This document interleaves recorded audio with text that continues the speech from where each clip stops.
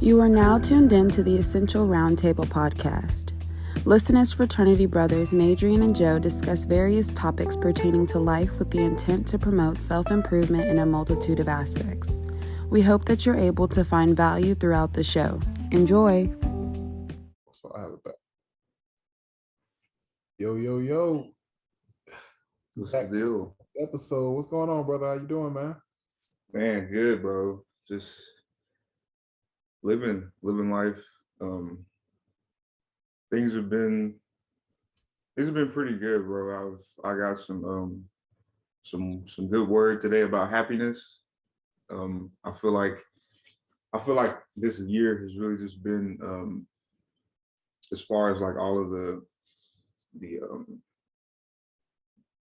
I don't know, like the confusion and uncertainty and stuff has been self-induced because of my perception. And today's like sermon was about the woman at the well, and he had used that analogy to talk about, you know, how we often resort to the wrong well.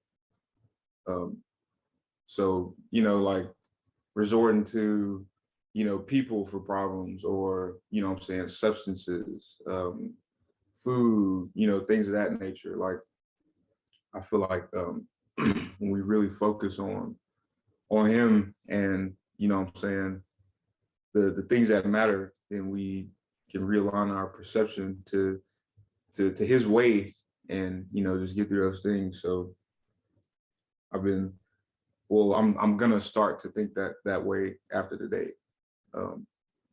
But in short, you know, I've just been trying to get my mind right for real, and just continue to conquer this life, man. Man, that's good stuff. That's good stuff. I'm glad to hear that.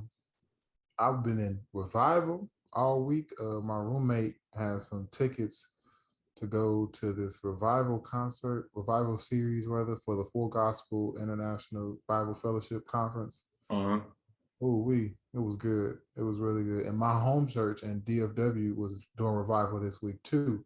Yeah. So I watched a little bit of that, and I've just been feeling real rejuvenated and restored and real on track to do what I need to do within my life. They preached a lot of messages, but all of it came back to the centerpiece of transformation, and how, you know, transformation deals with an inwardly change for a new perspective, to have that relationship with God that turns into outward manifestation and outward demonstrations from your faith and from your commitment to his cause and not your own, and how all those things will transform your life, you know, through their work. But they was doing some serious preaching. I swear it was really good. It blessed my soul. But yeah, man, excited. I'm glad to hear you going through some positive things as well. I'm glad to hear it. Yes, sir. But today, since we're talking about church, we'll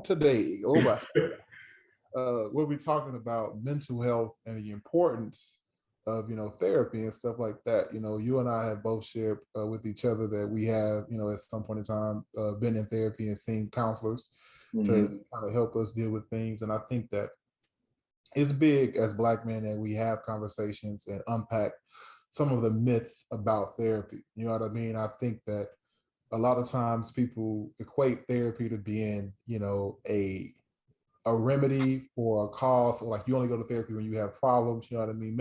Therapy is not medicine. I look at it as like practice. Right.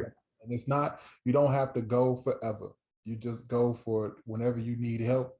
Whatever you need to, you know, fix that problem, whatever you need help, you know, talking through and speaking through. And so, but it's also good sometimes just to have someone to check in with that has that objective point of view. So, right.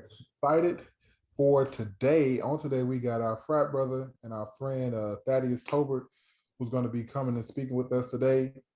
And I'll go ahead and read his little bio real quick and break him on in. So Thaddeus is a licensed professional counselor, associate supervised by Robert Exum. He is a Houston native, born and raised in Third Ward, Texas.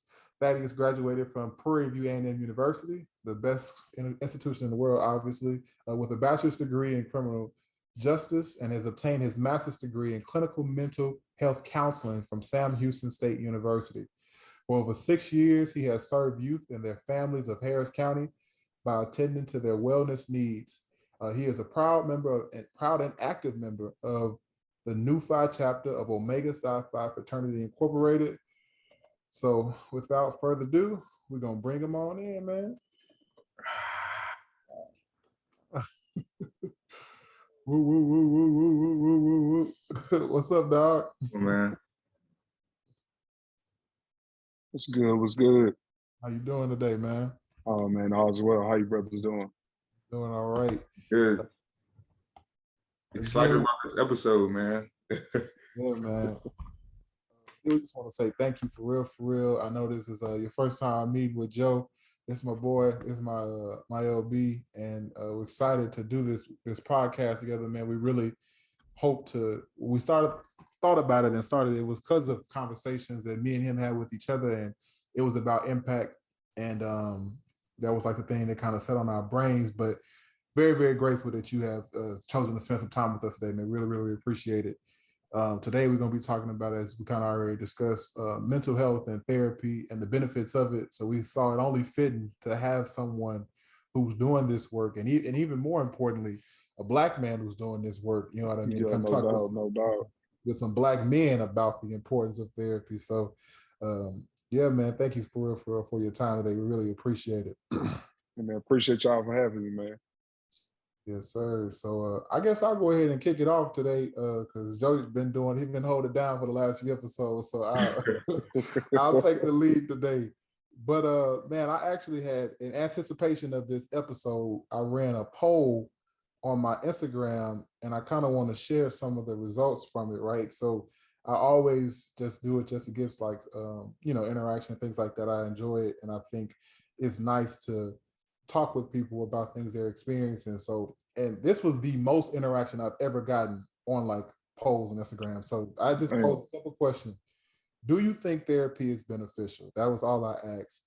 98% of people, and it was 100 votes.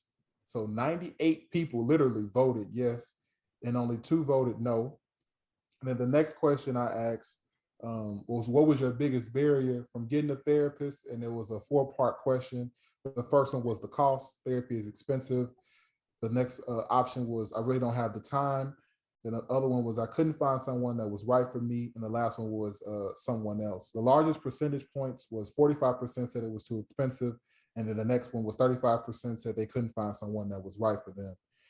And so I guess just to jump into that piece, man, I think if you had to kind of, in your experience, man, what is some of the tools, or just kind of like to get us started, what are some of the tools or ways that we can go about looking for therapists who may fit our cost needs as well as our mental needs? What are some things we should be thinking about when actually going through those types of steps? Those questions right there are pivotal. Even with my peers that come to me, knowing, of course, I'm a counselor.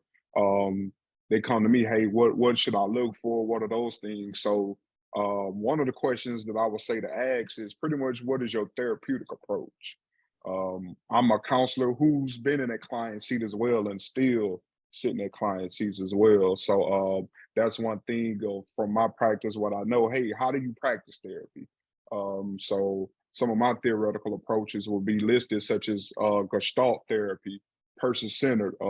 One of the common ones that we see is cognitive behavioral therapy, CBT, because it's a lot of empirical evidence that says that, hey, this is kind of the style that fits everybody, that it's not too heavy, and it meets people where they are. So if you can know how people practice, you'll kind of see from the jump, maybe, this person may not be fitting for me. This may be exactly what I need. That's one of the things that I do first session when I'm sitting with my people. Look, this is who I am. This is how I practice. These are some of the things that you can expect in sessions with me. If it's cool, if you're ready to work, let's work. If it's not for you, hey, no hard feelings. I know I'm not right for everyone either. So I'll make sure that you be placed in the proper hands that's fitting for you. Cause wise, that's one of the ones that we talk about up front too. everyone's not able.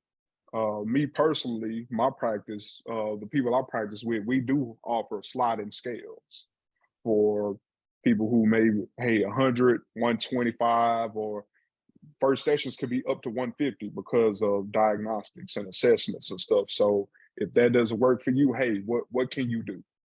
I typically run $45 to $60 instead for people who can't afford it. So if that's something that's good for you, if you can rock with that, hey, that's cool. So those are some of the things that I like personally to address up front when meeting with people.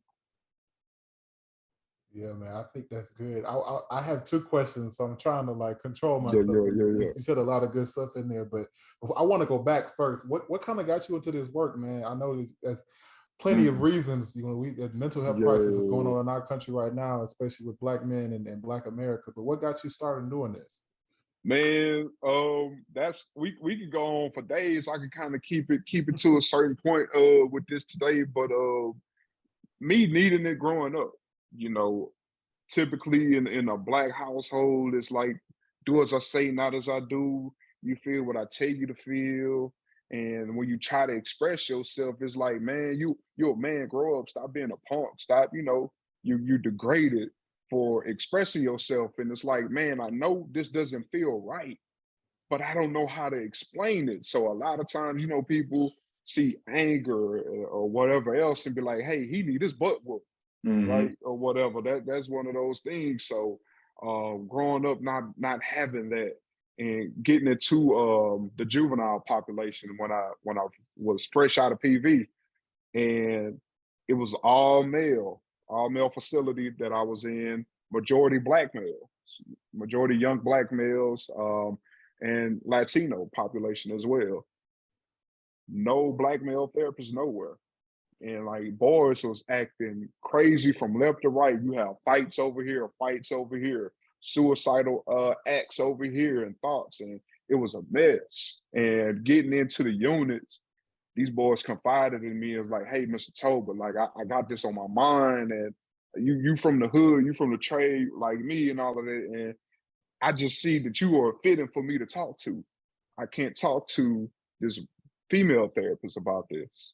And they were like, not to say that they're not great, but I don't think they can relate. So I was knowing that I wanted to pursue something past a bachelor's, past criminal justice, past being a juvenile detention officer.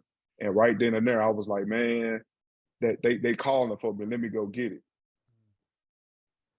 That's what's up. That's deep, Yeah, man. I think It's that's like, big too, because I think speaking to the fact that how important it is to have someone that fits and understands your experience, right?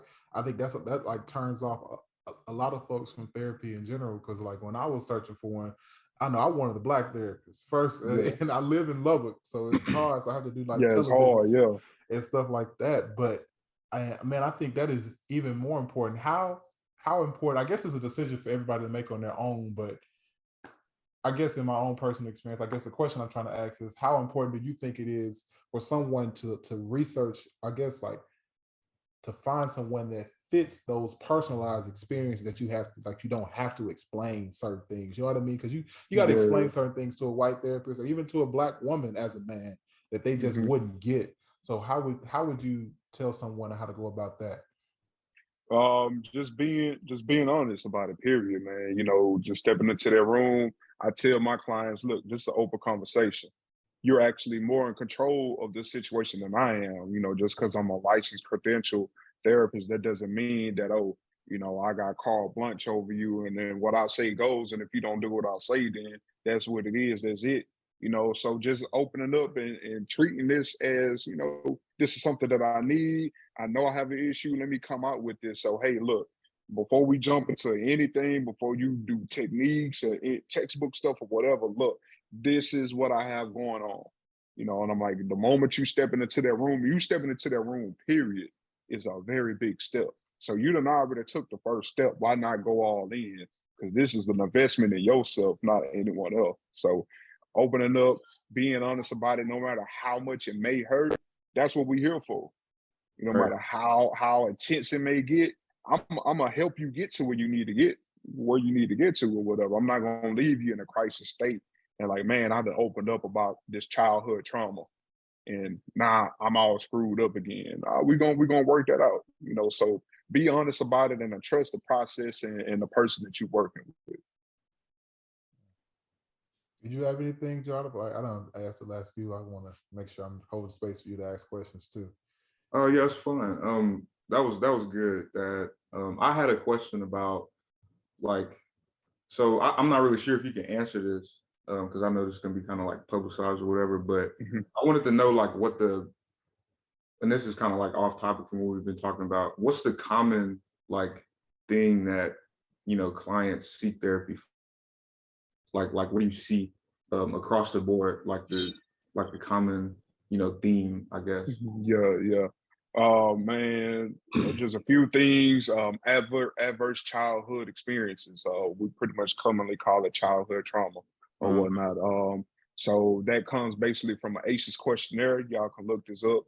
It's a 10-item questionnaire that basically says, before your 18th birthday, have you experienced sexual abuse, physical abuse, neglect? Have you witnessed anyone use drugs? Someone going to prison in your life? Things of that magnitude. And it basically states that if you score higher than a 2 or 3 on this questionnaire, that you are at high risk of pretty much a lot of the stuff we die from, as Black people: high blood pressure, heart disease, heart attack, strokes, serious depression, even suicidal ideation. So you see a lot of people come in with that, adjusting to life changes. Commonly, us coming fresh out of college, we don't know which direction to go into. A lot of pressure coming from family, probably had kids, things of that nature. But then a lot of children who are victims of abuse, adjusting to a death of a parent, family member. Those are some of the common things. Not too, quite a few: PTSD, depression, a lot of adjustment issues and anxiety, period. So I can meet with anybody and anybody can be diagnosed with generalized anxiety disorder. Right. If you worry, you stress, and hey man, I'm gonna get this bill paid, or I'm living check to check or whatnot. That's pretty much majority of the population. So anybody can fit that criteria, in my opinion. Yeah. I feel like people are unaware, especially when it comes to just, like, I guess just regular to therapy, I guess. And like, I guess my next question was going to be, when, like the people that you listed, when would they know, like somebody who's unaware of therapy, when would they know that they need therapy? Because I know for me, like I grew up, I had childhood trauma. And it wasn't until I, came to where I am. I'm currently in Ohio. It wasn't until I came out here and started unpacking that and realizing, like, what? Like, I don't think this is right. Like, what should I do? And then you know what I'm saying? Today's world, like, I feel like now like, therapy is more so publicized than it was back then. So I started looking in that direction. I didn't have anyone to tell me, and I didn't, know for myself when the exact time would be to seek it. Like, I didn't know that this certain, characteristic is a reason, what I'm saying, that I may need to seek therapy. So when would you tell like a person who's experienced those things to, what I'm saying, like seek therapy? Like, this is the time you may need to look into this. I can say at any given time, man. It's kind of hard to put a calculated time onto it because we operate on what we call the stages of change. Everyone's different. So you'll have someone that's in a pre-contemplative mindset. It's like, oh man, you tripping? I ain't got no problem. I'm good. Like I'm thugging. This is me. Like, you saying that you don't love me for me, then get up on my mix. You'll have someone that's in a contemplative standpoint. Is like, well, maybe I do, but if my mama would have been here and my daddy wouldn't beat me upside my head, maybe I wouldn't be like this. And then you will have the more of the action plan and maintenance phases. It's like, okay, I have some issues. I've thought about how I could probably solve these problems, but I just don't know which direction to go into. And one of the ones that I address a lot that a lot of people don't talk about is relapse. We have a lot of people who suffer from addiction, no matter if it's pornography, drugs, social media, whatever it is, and a lot of people, hey, those old habits are hard to kick. They part of you. That's muscle memory. So, those are the things that I speak with my clients about. Like, don't be ashamed about relapse. We all fall short. We all fall off the wagon. We all step foot back into those murky waters that we said that we want to go back into, and we work hard to get out of. So now that you're aware of it. One of my favorite things is, now what? What you gonna do? That was good. Fire. Like I was in my session, my personal session. Then I gotta pull out the credit card. Oh, use some money now. Thanks. No, that was fire though. But yeah, man, because I think it's hard when you're like, because I like to think of therapy. I was just telling Joe this, it's like practice. You know what I mean? Like you go to football practice every so often. You practice a skill you want to learn, and you may mess up one thing, something you learned yesterday. But it's hard to sometimes get back in the rhythm and the habit of it after you done messed up. Because me personally speaking, I can get so caught up in my head and just play like, I'll think about all the progress I could have made had I kept going. But that what now mindset is huge. Am I freezing? Yeah. You breaking up a little bit, but we can hear you. Oh man. Yeah. Okay. I was saw myself. I was like, I can't see nothing moving, but yeah. So that what now mindset is a game changer for sure. Yeah. But also I was gonna ask, one of the things that I think is important, you spoke about with the payment, man. Sometimes it feels like hard to maybe ask a therapist if they could adjust the payment. What ways would you approach that? Just like out front, I guess, like straight up, just ask, hey, could you accept it? Like because insurance is a thing too. So even with me, I'm on a provisional license until next year. I'm fully licensed in April. So Medicaid is one of those ones. It's like they allowed me to accept a few, just because of needs, and they were longtime clients of the practice before I got there. But I really can't bill for Medicaid just yet.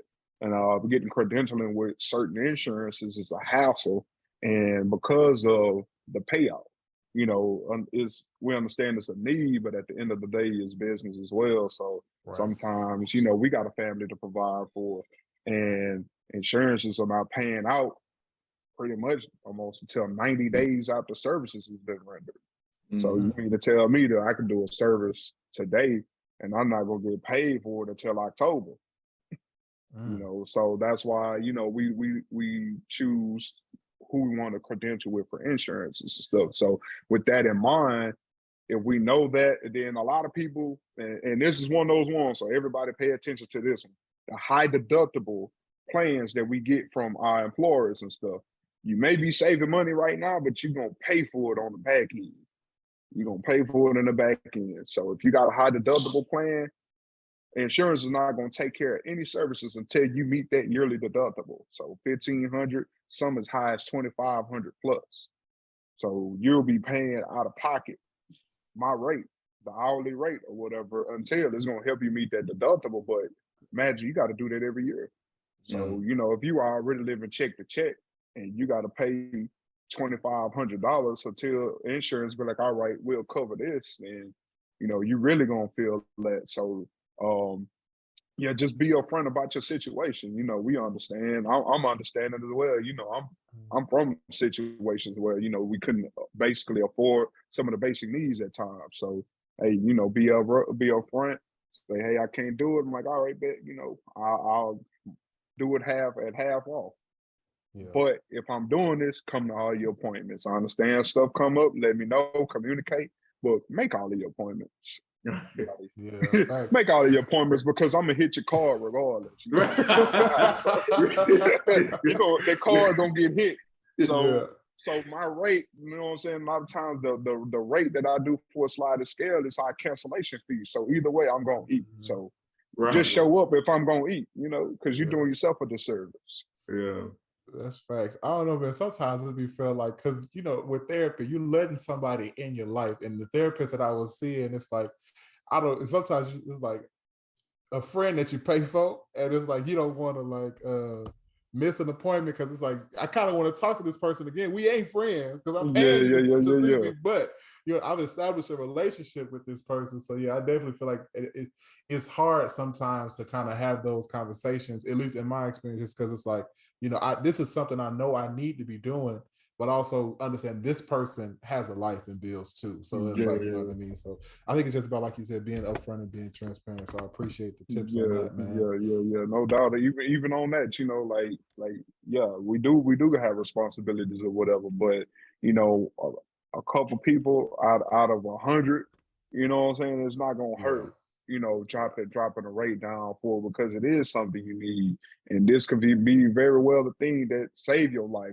I would rather do that than turn on the news and somebody that I did the intake for, that they done shot up a place or they killed themselves or something fatally or tragically happened, and it's like, dang, maybe I could have.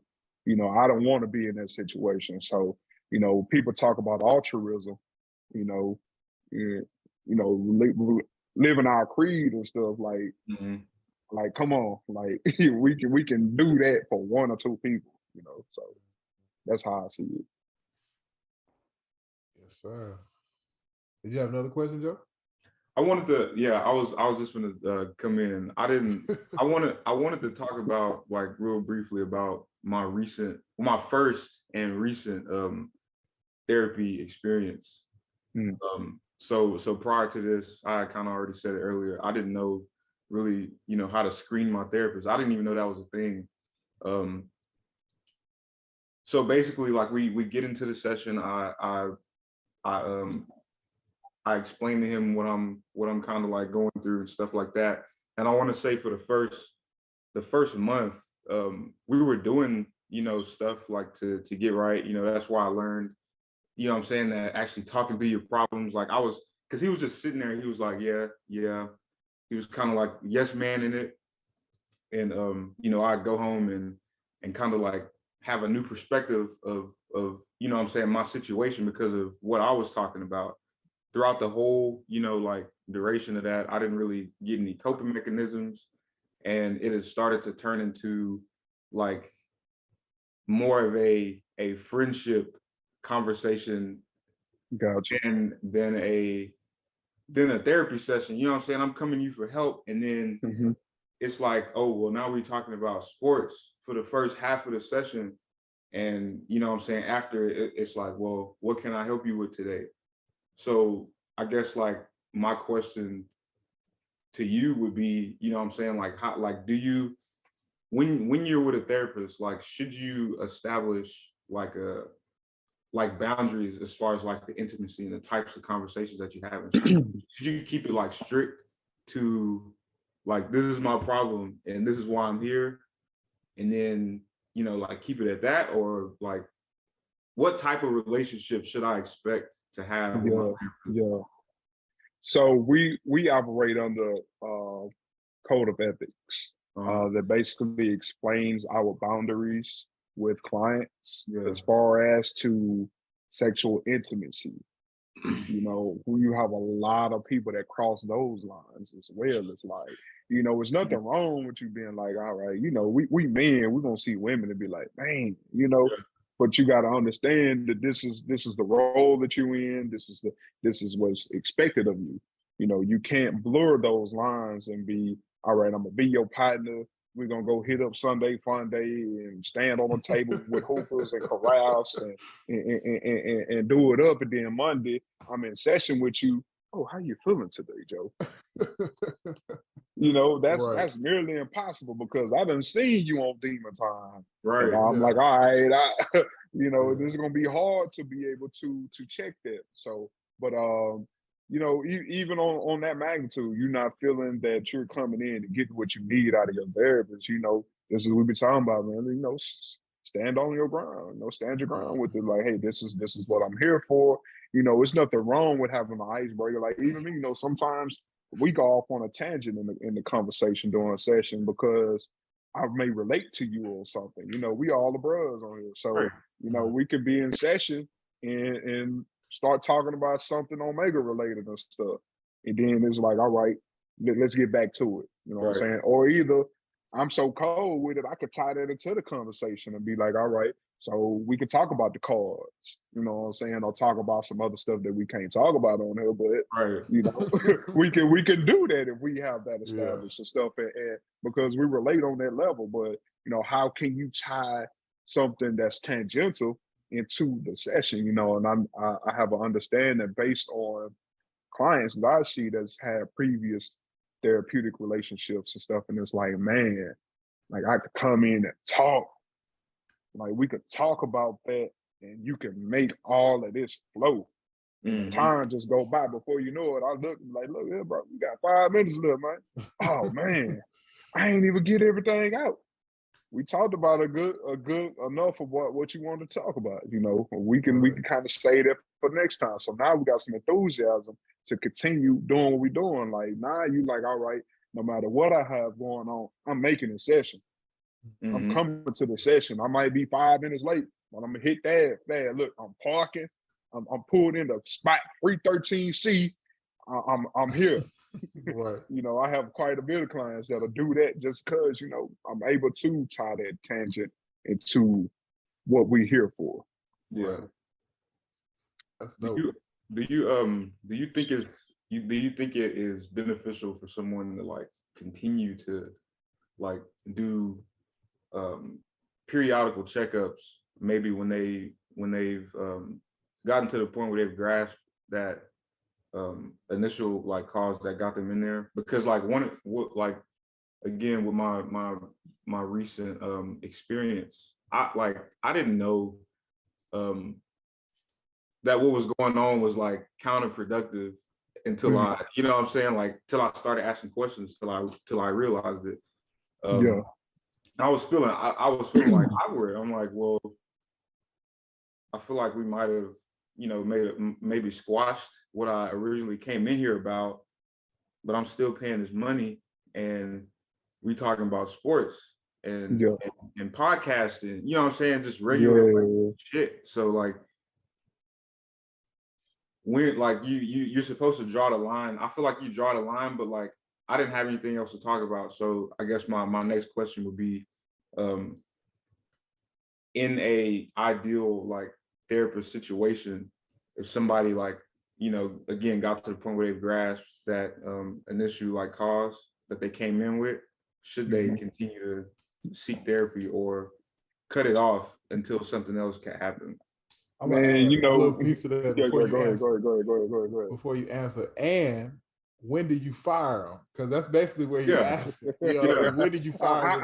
I got what he was asking. Yeah. I'm gonna go there. I'm gonna go there. I'm going there, Yeah. dog. Mhm. But you know, at some point, and I'm gonna relate. You know, I can only speak on my experience or whatever. You know, I'm not Right. gonna speak on nobody else's. You know, I ain't gonna step on no toes or nothing or whatever. But me, that's common questions that I ask. And you know, I work with children and adults. So like our treatment plan is every 90 days for children and 120 days for adults typically. So um, that's every 30 days I'm meeting with you. You know, on a certain level. I'm like, before we dive into anything, let's talk about progress and barriers.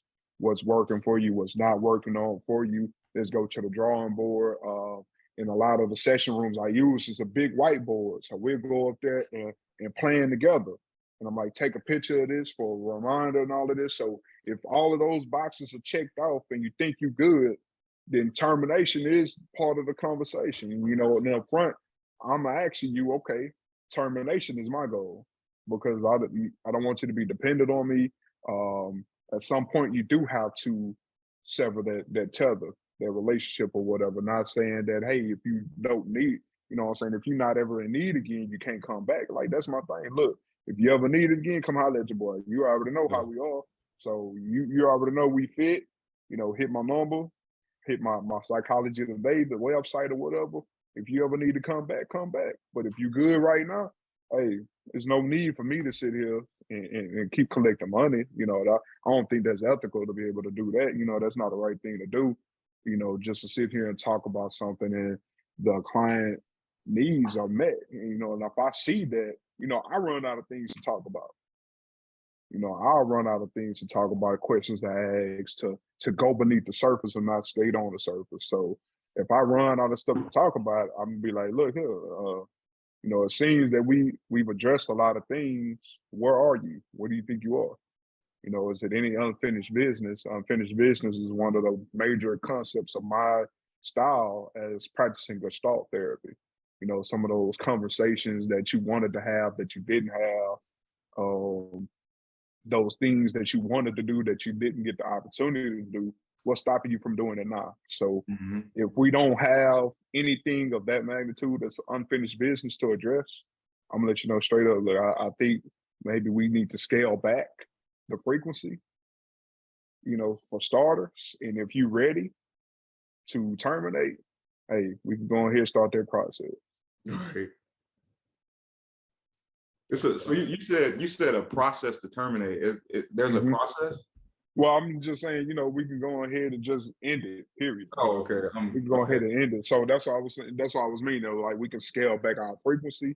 So, some people we see weekly, bi-weekly, you know what I'm saying? If we need to go to a once a month thing or whatever, we can do that. But, if you are not confident in terminating at that moment, but if I'm like, hey, you appear to be fine, you made this progress, and you be like, hey, bro, I'm good.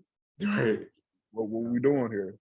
Right. What are we still doing? So I'm about to say, because it was a session coming up, and I was like, bro, like, I'm not gonna go back and pay this bread and talk about sports. So I just stopped going. I was like, I'm done. It's a wrap.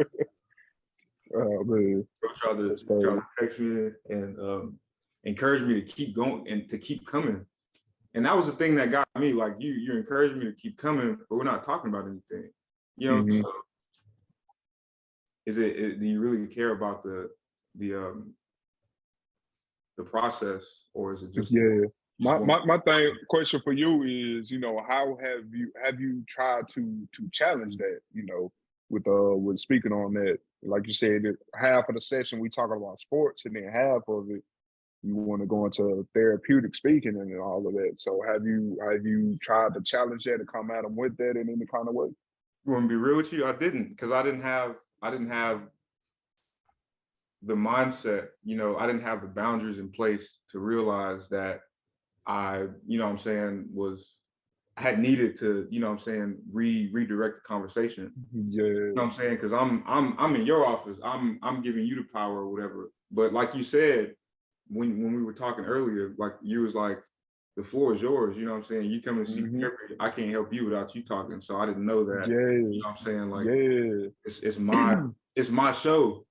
Yeah. But I know now. You know what I'm saying? That's a big one. That's a big one. That's a big one, bro. And like, what I try to do coming in, children, adults, or whatever, especially with the kids, I be like, have you ever flown on an airplane before?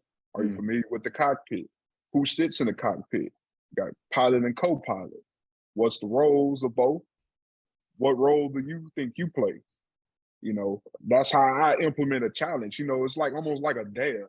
So you'll hear typical languages, techniques, homework, or whatever. You'll rarely hear me in a session use those words. I'm gonna be like, I'm challenging you to do this. Like, bro, I dare you. I dare you to get better. I dare you to do some deep breathing and meditate. Yeah. I dare you to say that you're gorgeous and you beautiful when you look in the mirror. I dare you to do that, bro. You know what I'm saying? So that's sort of the language that I'm using. So I'm like, I'm challenging them. All right, they'll probably say they're the co-pilot. Why? And they'll tell me, hey, I lack confidence. I don't have self-esteem. I don't have the confidence that I have the ability to be great or to do these things. All right, now you just listed me all of your issues without me asking you, what are your issues? Right. So I done extended the conversation to make you think. So you probably came in with something on your mind, but I done X'd that off, and we done went beneath the surface before I even asked you what you here for. Right.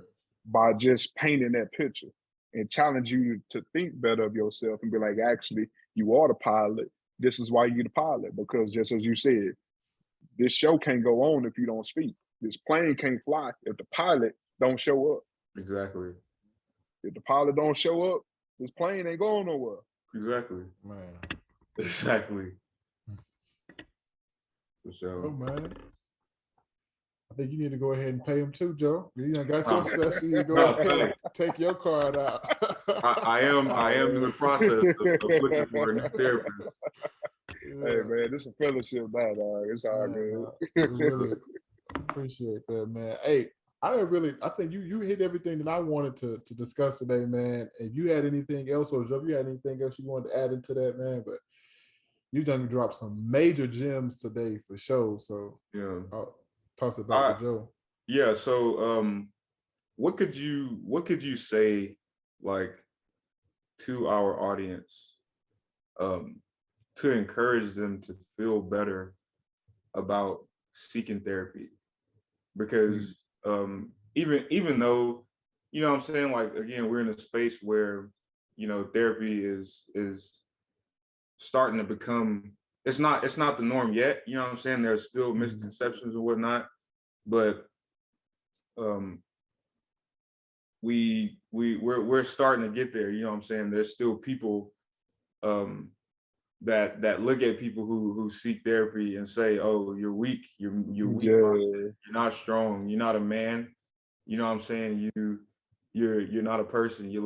I see you as this. You know what I'm saying? So yeah. like, what would you be able to unpack like why people think that way? Like, do you know where that starts? And we can go, let's think about how we talk about generational curses. Yeah. Those things, man, what we're not realizing a lot of those stuff that we're passing that stuff on genetically, Mm, through our kids and stuff, a lot of the issues that we see, that we're passing that along, because that's been embedded. It's been embedded into our genome codes, our cells and stuff. What we consume and what we think. That's how our cells regenerate. So great. if we thinking that that's what we're becoming. You know what I'm saying? So we're passing that along. So just imagine, just think back on your parents, your grandparents, and how they said that they grandparents and so on handle situations. Mm, These issues didn't come out of nowhere. It wasn't just, all right, our generation was born and now we all screwed up or we all have issues, however people paint that narrative. That ain't just happened overnight or with one or two generations. So you can't just say that, oh, because of social media, because of the music, because of the shows or whatever, like they may have some influence on it, but we just can't blame it on all of that. Like everything starts at home. You know what I'm saying? mm, Everything starts with our people. So just as we talked about coming out the gate, that do as I say, not as I do mentality, I think that's BS because a lot of kids in this, even looking at the kids that I have around me, I work at Kid Peace Elementary School in my hood. These my partner kids that mm, I'm with every day. And the kids that are in my home, you know what I'm saying? Just the way that I move, they right behind me. Damn, they're doing the same thing. Damn, they're doing the same thing. My nephew, I had him around the bros before I was the bros.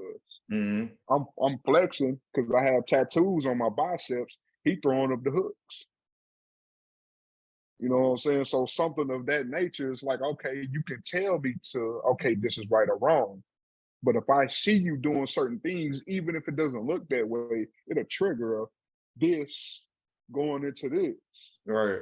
You know what I'm saying? Like that's what I see when I see the arms going up. So that right there let me know, hey, I need to walk a certain way Right. because this young man is behind me. And other young men behind with him are behind me. Young ladies are behind me and stuff. So to eradicate, to start eradicating that is, being honest about the situation and what's going on.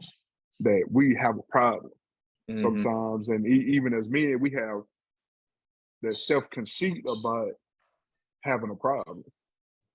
You know what I'm saying? Oh, my omega is bigger than yours because of this, or my manhood is bigger than you because of this, or I'm better than you because I have these degrees, or I have this amount of money in the bank, or I have all these women. You know what I'm saying? I got this car and all of that. But deep down, I remember thinking of a member I used to do Christmas parties for, bartending back when I was in PV. I told him, I'm like, man, I believe that I wouldn't have these headaches if I had your bank account. He sat down and he said, Thaddeus, I never want to hear you say that again because my head hurts just as fucking yours do too. Just like that. Right. Just recently, about a year or two ago, he committed suicide. His family found him a couple of days after a big birthday party he threw for his son. You know, had, you know, lived in Royal Oaks, nice cars, money, you know, walking around with people up making money, you know, rubbing elbows with these different people. And it's like, dang, a lot of us think, hey, we need to have that to be happy. We need we need this to be happy or whatever. And sure enough, that ain't even the case. It's not. You know what I'm saying? You can have this car, you can have all these women, but at the end of the day, like I tell people, when you close that door, even if somebody laying next to you at night, it's you and this. That don't stop. That'll keep you up. So if you're not taking care of this, you messed up. Right. Messed up. So be open it up, being honest about the situation. To say I need help and asking for it. You know, don't be too powerful to ask for the help because we can't do it alone. We can't build, one person can't build a whole house. You might can, but it's gonna take a longer time. Don't expect that house to be ready in 90 days. Mm-hmm. You want to go, what they say, if you want to go far, go alone. If you want to go fast, go together. Is that how they go? I think I might have butchered that. But that sounds about right. But you said something that made me think about something else too, because me and Joe had both read Set Boundaries, Find Peace, which is a book written by a therapist, Nedra Twab Glover, I think. Yeah. But she talked about just the importance of like making sure that people are going to therapy and stuff like that. But how do you like, because you know, a lot of times as friends, people will come and try to vent to you about situations and talk to you about things, but how do you like gently push somebody in the direction of therapy? You know what I mean? Because there's one thing as Black men, I don't want to ever turn somebody away and like they try to come in and talk to me about something they're thinking about doing that may be harmful or something. I don't want to push them away.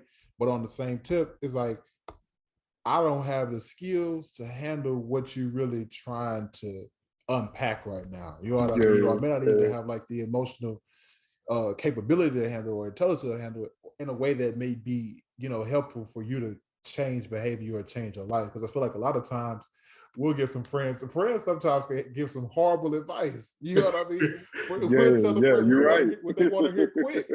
And real so quick. I don't want to, I never want to be the person that encourages somebody to do something they really should not have done, but I also don't want to make people feel like they can't talk to me about problems, but some things I'm just not equipped to handle. So how do I like, how do we go about being better about like recommending gently, hey, you may want to seek out a therapist? Yeah, so, you know, set boundaries is a trend that I've been advocating for with coworkers, peers, colleagues, whatever, however you want to put it. And you being honest about, hey, like I'm here, I can support you through this, I can walk with you through this. If you don't have a number, like several people that gave my cards out, you know, a lot of people that I work with, you know, as soon as I got my cards, I'm like, hey, bro, let me get about 5, 10 of them. I got 5,000. Take a box. Take a box, put it in your office. You know what I'm saying? Like several of my LBs own businesses and stuff. You know what I'm saying? 5 Central, Wing Quarter, and all of that stuff out here and stuff. So they rubbing elbows with different people, but like, hey, look, my LB can look out for you on this or whatever. Here's his card. Like, call him. Like, let's call them together. Go on his website, send an email, you know, do these things. So, you know, sometimes walking that walk with them, like, hey, I can do these things for you. It's not like, oh, I'm not here for you. This is how I can help you better. You know, we can look for that therapist together that'll fit you or whatever. You need me to drive you to your appointment, I'll walk up to the door with you. I'll sit in the waiting room with you or whatever. Like, I'll be here however you need me to be here. And away from the session room, I like to tell people what you do away. So just like, you know what I'm saying, bro was talking about the practice, like practicing every day if you're an athlete and stuff and all of that. I give my clients that, especially former athletes, that if you can do these skills on the court, on the field, you can play your role in your position and do all of these things. Why can't you do that for yourself, for your mental health, for your wellness? You know, you did it for a team. why you can't do that for yourself? You know, so thinking about Maslow's hierarchy of needs, love and belonging is one of those areas above our physiological and safety needs. And that loving and belonging is like, you can love somebody else. Like I can be like, bro, here you go. You know what I'm saying? I'm looking out for you, team, but what about me looking out for myself? And if my cup of water run low, how can I quench your thirst? So just being that support, simply just being that support and articulating that, like, look, this is not something I'm good at, but hey, just go to my therapist. Dad gave me his card, and you know, boom, like just from a conversation or whatever, I think he's a good fit for you. Reach out to him, hit him up, see if he's good. So just continuing to be that support and being honest with, hey, this is too heavy for me. I don't have that skill set, but this is how I can help you.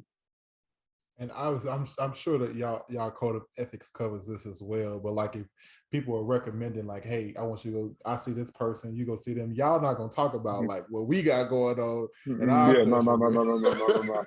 no, because it's several people, you know, it's mamas and with speaking to like speaking to somebody that's coming in that I get an inquiry from, they be like, oh, my homegirl Rhonda, you see her son and she told me to hit you up. Oh, bet. You know, another person to hit me be like, oh, well, I seen this lady or my homegirl put you in a mom's group on Facebook. You know what I'm saying? I'm like, dang, that's love. Like that shows people have the, you know, love the ability that I'm bringing to the table and how I'm advocating and helping out my people or whatever. So, you know, the only thing the code of ethics addresses is like, you know what I'm saying, like with us, like I can't see none of y'all, you know, because we got this we got this relationship, we done established a relationship, you know what I'm saying, we're doing this and you know, we close, you know what I'm saying, with regard to the fraternity and all of that. So code of ethics be like, you know, that might be an ethical issue. It may not be, but if it's a slippery slope, if you got to think about it too hard, don't do it.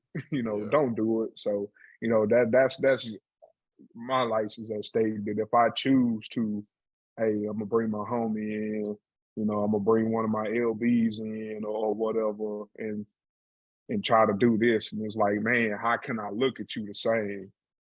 You know what I'm saying? How can I treat you, you know what I'm saying, without any biases, knowing that we have a close relationship and stuff. So that's what the code of ethics address. But other than that, it's like, hey, I see your cousin and your cousin tell his partner, that's different.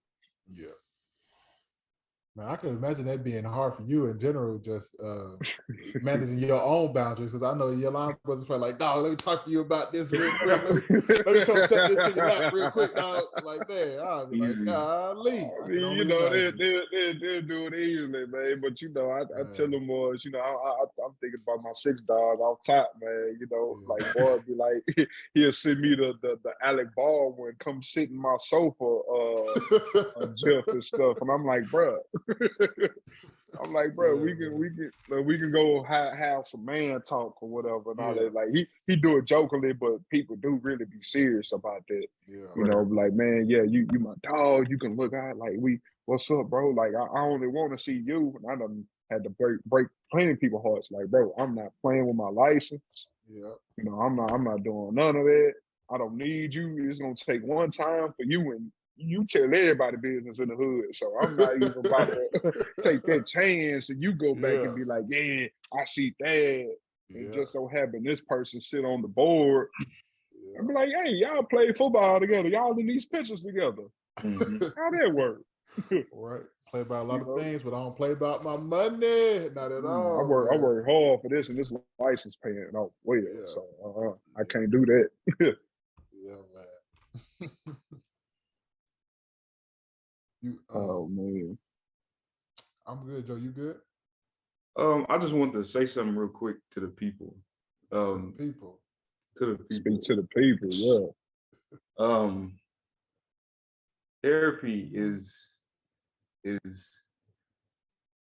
it's not like I just don't think that we should think of therapy as being a bad thing to do. You know what I'm saying? When you consider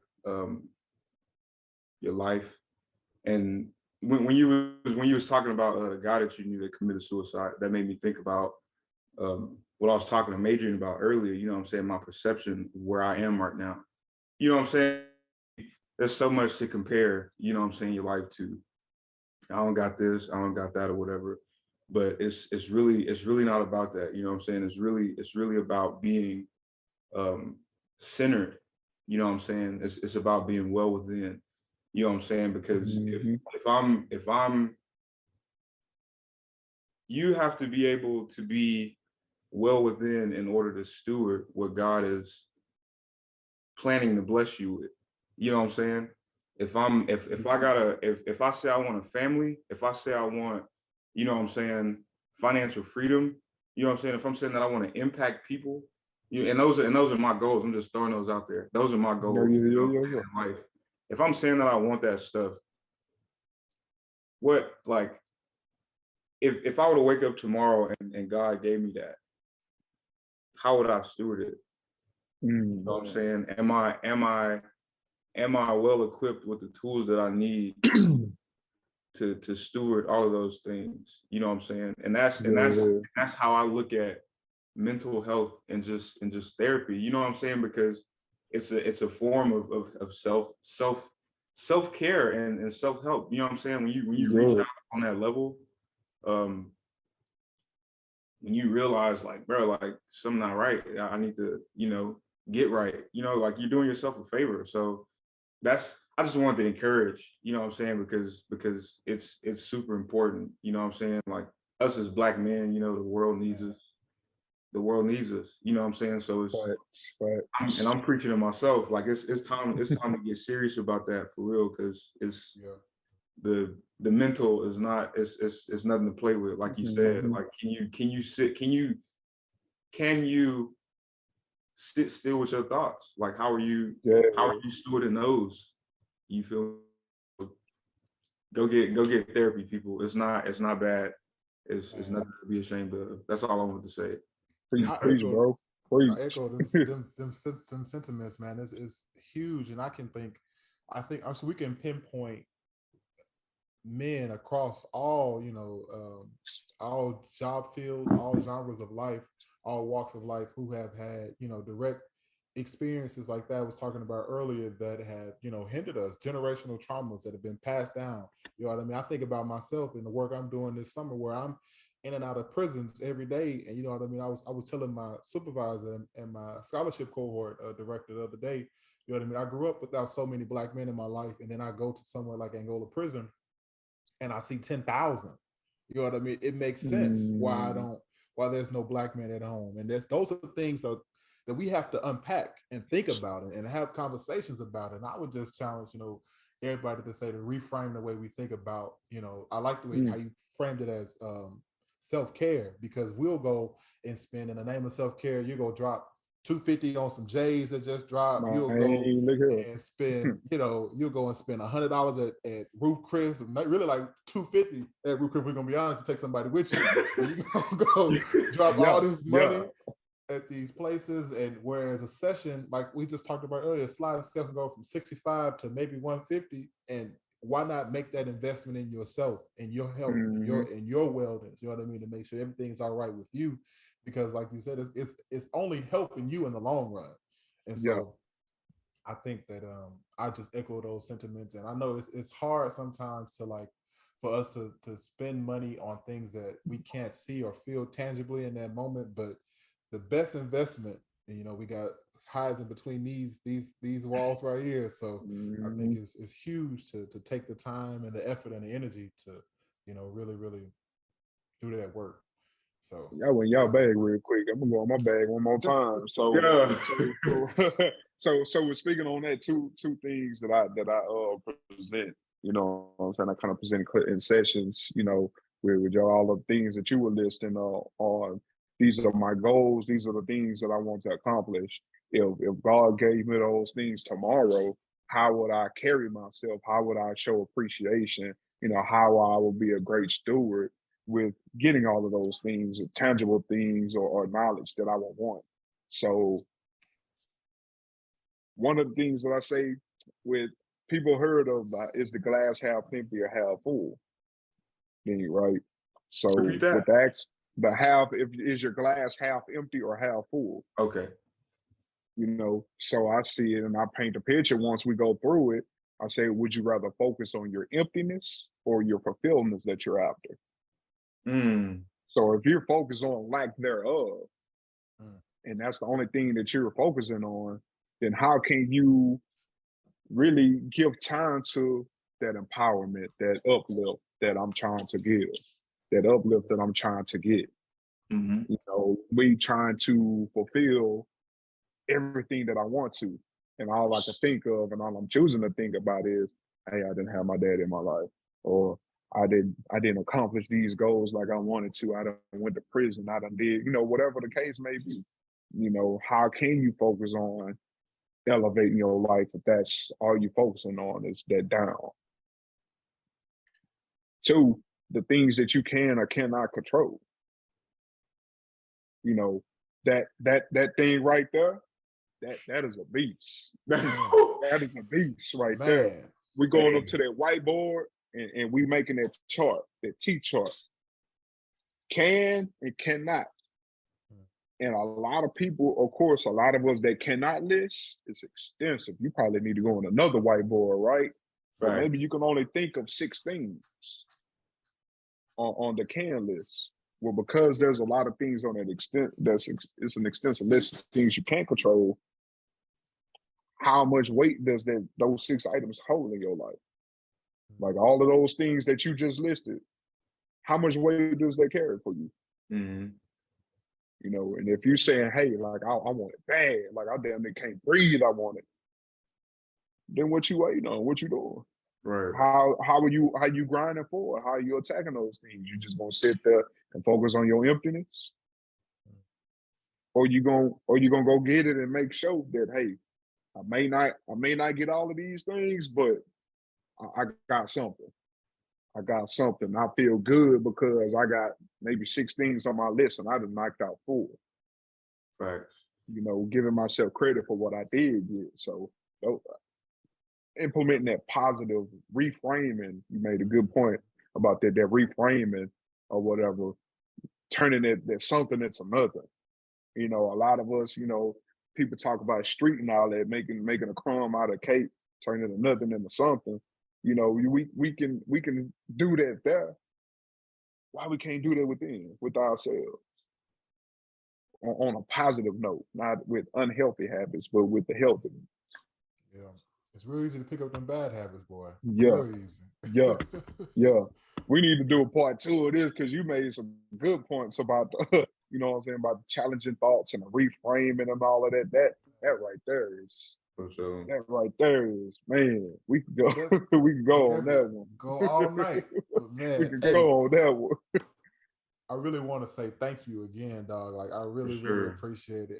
Every time me and Joe we get off the call, right? We wrap. We like, man, that's the best episode yet. I know we gonna say it with this round too, but we really do mean it, and I feel like the conversation we had today is definitely gonna help somebody, gonna deliver somebody, man. So I appreciate your time. For real, for real. Are you accepting clients? No, we can't be your clients, but are you accepting other people to be clients right now, man? Oh yeah, no doubt, man. Y'all can go on Psychology Today, and you can simply type in my name.